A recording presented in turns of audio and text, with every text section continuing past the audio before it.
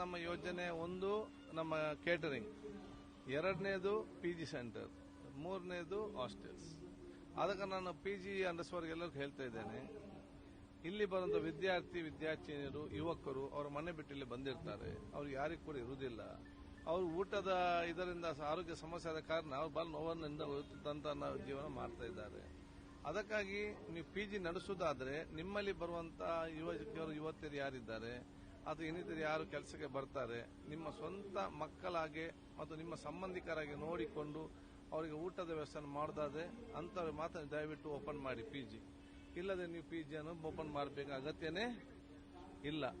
ಅದಕ್ಕಾಗಿ ನಾವು PGಗೆ ನಾನು ಯಾಕೆ ಮಾಹಿತಿ ಅಂತ ನೀವೀಗ ರೆಕ್ಟಿಫೈ ಮಾಡಿ, ಸರಿ ಇಲ್ಲದೆ ಸರಿಪಡಿಸಿಕೊಂಡು ನಾಳೆ ಏನಾದರೂ ಬಂದಾಗ ಖಂಡಿತವಾಗಿ ಆ PG ಸೆಂಟರ್ ನಡೆಸಲಿಕ್ಕೆ ನಾವು ಅನುಮತಿ ಮತ್ತು ನಾವು ಕೊಡೋದಿಲ್ಲ. ನಾವು ಸಂಬಂಧಪಟ್ಟಂತ ಡಿಪಾರ್ಟ್ಮೆಂಟ್ ಕೂಡ ಮಾತಾಡಿಕೊಂಡು ನಾವು ಜಂಟಿಯಾಗಿ ನಮ್ಮ ಕೆಲಸ ನಾವು ಮಾಡ್ತೇವೆ. ಇನ್ನೊಂದು, ಈಗ ರಾಜ್ಯದಲ್ಲಿ